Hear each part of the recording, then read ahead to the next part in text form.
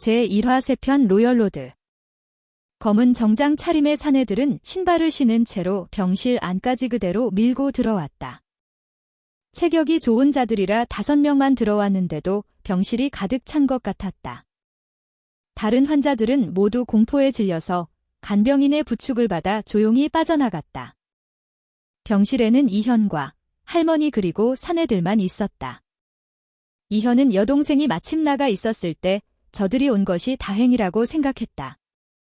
그러나 저 사내들이 와서 좋았던 적은 한 번도 없었다. 이번에도 역시 그럴 것이다. 이현, 너희 집에 좋은 일이 있다고 들었는데? 머리색을 노랗게 염색한 사내가 물었다. 이현은 날카롭게 쏘아붙였다. 그래서 예전에 너희 아버지가 빌린 돈 받으러 왔다. 빚, 그래. 이제 돈은 준비가 되었으리라 믿는데. 이현은 침을 꿀꺽 삼켰다. 부모님들이 돌아가셨을 때 그분들이 남긴 1억의 빚이 이현에게 이어졌다. 상속 포기를 했더라면 괜찮았겠지만 당시에 이현은 어려서 법에 대해서 잘 알지 못하였다.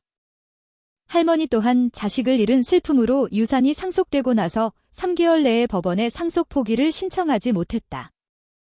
그로 인해서 이현은 1억을 사채업자들에게 빚을 지게 된 것이었다. 저들이 얼마나 포악한 인간인 줄 알고 있지만 수중에 돈이 있었다. 두려워할 필요는 없었다. 빚이라면 갚겠다. 얼마지? 갚겠다. 말이 좀 짧구나. 아무튼 좋아. 고객님인데 소중히 모셔야지. 내가 갚아야 할 돈은 30억이다. 사내의 말에 이현의 눈가가 파르르 떨렸다. 그런 터무니없는. 아버지가 빌린 돈은 분명 1억이었는데. 이봐, 8년이나 지났잖아. 시간이 흐르면 이자가 붙는 거야? 그런 말도 안 되는 일을. 경찰에 신고하겠어. 신고. 마음대로 해. 경찰이 너희들의 편을 들어줄까? 경찰은 민중의 지팡이야. 푸하하하하. 사내들이 이현의 말에 크게 웃었다. 특히 노랑머리의 사내는 어처구니 없는 소리를 들었다는 듯이 손으로 이마를 짚으며 대소했다. 그러자 뒤에 조용히 서 있던 사내가 말했다. 분위기로 보아서 그들의 대장 같았다. 꼬마에게 똑바로 설명해줘라. 공연히 쓸데없는 사고 일으키지 말고. 형님. 죄송합니다. 그럼 꼬마야, 똑똑히 들어두어라. 우리들이 하는 일들은 법에 어긋나지 않아. 우리는 합법적인 이자만 받거든. 먼저 알려줄 건 이자는 1년에 원금의 5할이 불어나. 어디 한번 계산을 해줄까? 첫 해에 1억이 1억 5천으로 늘었고 2년째에는 대충 2억 2천 정도, 3년째에는 3억 3천이 넘었고 4년째에는 거의 5억에 가깝게 되지. 이현은 계산을 해보고 눈앞이 캄캄했다.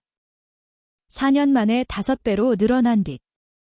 8년이 지났으니 25억이 되었을 테고 정확히 8년하고도 얼마간 시간이 더 지났으니 30억이라는 말은 그리 틀린 게 아니었다. 그동안 이현은 조직 폭력배들에게 괴롭힘을 당하면서도 아직까지 빚이 얼마나 되는지를 알지 못하였다. 한데 무려 30억이나 되는 거금으로 불어나 있었던 것이다. 파산. 남들이라면 30억이나 되는 빚이 있다면 어떻게든 파산을 했을 것이다. 아마 빚이 몇 천만 원이 되어도 파산을 했겠지? 이현도 파산을 염두에 두지 않았던 건 아니었다. 다만 파산을 하는 데에도 돈이 든다. 법원과 법무사들. 그들에게 돈을 내고 절차를 밟아야만 파산을 할 수 있었다. 이현은 그 돈도 없어서 파산을 하지 못하였다. 사실 돈이 있었다고 해도 저 악독한 사채업자들이 파산 신청을 하는 것을 고지곳대로 내버려 두었을 리도 만무하지만 30억을 내놔라. 싫어. 그러면 마음대로 해. 싫으면 내일 또 받으러 오지. 그때에는 갚아야 할 이자가 조금 더 늘어있겠지만 말이야. 검은 정장 차림의 사내들에게서는 여유가 엿보였다. 가진 자의 여유, 힘이 있는 자의 여유다. 그리고 또한 빚을 갚지 않으면 어찌 되는지 이현은 잘 알고 있었다. 돈이 있는 걸 알고 저들이 찾아온 이상 선택권이란 애초에 없었던 것이다. 사내들은 빙긋빙긋 웃기만 했다. 할머니가 다쳐서 입원을 한 것 같은데 병원이 편한가 봐. 저 복도에는 여동생도 있었던 것 같고 여동생이 예쁘던. 대섬에 팔려가면 꽤나.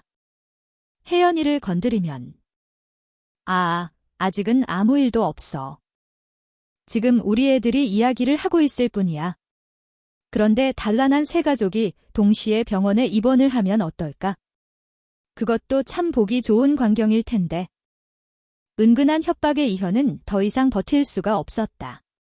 어쩔 도리가 없었다. 저 사내들은 충분히 그러고도 남는다. 돈을 빌려서 갚지 못하는 이들, 돈을 주지 않는 이들이 어떤 꼴을 당하는지 빈민가에서 숱하게 봐왔던 것이다. 애초부터 죄가 있다면 저들의 돈을 빌렸다는 것. 법에도 기댈 수가 없었던 이현은 통장을 내놓아야 했다. 사내들은 그 자리에서 통장을 받고 가방에서 현금 9천만 원을 꺼내주었다. 8년 전에 이현의 부모님이 작성했던 1억 원에 대한 차용증도 함께였다. 애초부터 모든 걸 알고 단단히 준비를 하고 온 것이다. 고맙다. 그럼 수고해라. 사내들은 병실에서 나갈 때 이현이 외쳤다. 잠깐. 왜, 꼬마. 무슨 일이냐? 언젠가 반드시 되갚아주겠다. 뭐를? 돈은 다 갚았으니까 그동안 너희들에게 다한 일들. 그걸 나중에 되돌려주겠다는 뜻이다. 사내들은 또다시 웃으려고 했다. 그러나 이현의 눈빛을 보고는 웃음이 나오지 않았다. 아직 어린 맹수라고 할까? 도끼를 품은 눈빛이 가슴을 서늘하게 만들었던 것이다. 내가 아직 정신을 덜 차린 모양이로구나. 너 같은 것 없는 꼬마에게 세상을 알려줄 필요도 있겠지? 사내들이 옷소매를 걷었다. 하지만 이현은 조금도 겁을 먹거나 움츠러들지 않았다. 됐다. 돈 받았으면 쓸데없는 짓 하지 말고 가자. 하지만 병원에서 소란을 피울 생각이냐? 알겠습니다, 형님. 사내들이 우르르 빠져나갈 때였다. 그리고 꼬마야? 대장 격의 남자는 이현을 보며 충고하듯이 말했다. 나는 명동의 한진섭이다. 어디 내 도끼가 세상에도 통할 거라고 생각하느냐? 억울하면 5년 내로 한 번 30억을 만들어와 봐라. 그러면 내가 너를 형님으로 모시도록 하지? 사채업자들이 떠났다. 이현은 힘없이 땅에 주저앉았다. 복도에서 여동생이 우는 소리와 할머니가 한숨을 쉬는 소리들. 30억이란 거금을 강탈당하고 난 이후로 뭘 해도 힘이 나지 않았다. 극도의 허무감이 엄습해왔다. 그러나 3일째 되는 날 이현은 자리를 털고 일어났다. 희망이 있었다. 그러니 주저앉아 있을 수만은 없는 것이다. 이현의 입가에는 뜻밖에도 미소가 감돌았다.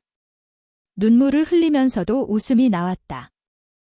잠깐이지만 거액의 돈을 만져본 경험으로 세상을 어떻게 살아야 할지에 대해서 조금은 깨우친 것만 같았다. 그래. 한 번 벌었으면 2번도 벌 수 있다. 이현은 바쁘게 움직였다. 빼앗기지 않은 9천만 원이라고 해서 전부 쓸 수 있는 건 아니었다. 이미 계약해 놓은 집 때문에 5천만 원의 용도는 이미 정해져 있었다. 취소하려면 못할 바는 아니지만 위약금도 물어야 한다. 위약금을 물기는 죽기보다 싫었다. 결국 쓸 수 있는 금액은 4천만 원. 21세기 초반에 있었던 부동산 폭락 덕분이었다. 남아있는 돈의 일부로 이현은 검도장과 합기도, 태권도 같은 무술관들에 등록했다. 하루에 무려 6군데를 순회하는 강행군. 몸이 부서지도록 각종 체육관에서 무술을 익혔다. 사범들은 그를 독종이라고 불렀다. 하루 종일 손에서 피가 흐를 정도로 검을 휘두르고 체력을 길렀다. 가상현실 게임. 그곳은 사람이 직접 몸을 움직이면서 실제의 생활처럼 행동할 수 있다고 한다. 그렇다면 무술을 익히고 게임의 시스템에 대해서 조금이라도 더 많이 공부한다면 도움이 되지 않을까? 물론 무술을 익힌 사람이 전적으로 유리하지만은 않을 것이다. 하지만 자기 레벨보다 1알이라도 더 강해진다면 무술을 익히는 편이 좋다. 게임을 하는 내내 강한 1알은 상상 이상으로 엄청난 효과를 가져다 줄 것이기 때문이다. 이현은 아침과 낮에는 무술을 익히고 저녁에는 가상현실 게임에 대해서 공부했다.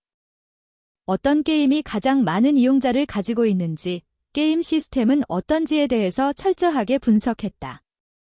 각 직업들이나 도시, 기술 등은 분석표를 만들어 이현의 방의 벽에 붙여놓을 정도였다. 이현의 방에는 기록된 종이들로 도배가 되어 있다시피 했다. 1년. 이현은 무술을 익히고 가상현실 게임에 대해서 공부를 했다. 1년이라는 시간은 준비의 기간이기도 했지만 로열 로드의 행보를 지켜본 시간이기도 했다. 가상현실 게임은 결국 예상대로 로열 로드가 이름처럼 황제의 길을 걸으며 평정을 했다. 전 세계 게임 시장의 점유율은 75% 이상. 한국 게이머들은 9할 이상이 이 게임을 하고 있었다. 거의 예정된 수순이라고 할 수 있었다. 특히 왕들의 전쟁이 있는 날의 시청률은 다른 지상파를 압도할 지경이 되었다. 게임 하나만으로도 명예와 권력, 돈을 가질 수 있는 세상이 온 것이다. 로열 로드의 독창적인 시스템과 가상현실이 맞물린 결과였다. 좋아. 모든 게 나의 계획대로군. 이현의 차가운 눈이 모니터를 주시했다. 그날 1천만 원이라는 거금을 써서 로열 로드에 접속할 수 있는 캡슐을 구매했다. 눈물이 찔끔 나올 정도로 아까웠지만 투자였다. 모든 준비를 끝냈다. 승부의 시작이었다. 전쟁터로 나가는 병사의 기분마저 들었다. 로열 로드에 접속하시겠습니까? 예, 아니요. 안내 메시지가 나왔을 때 이현은 망설이지 않고 예, 라고 외쳤다.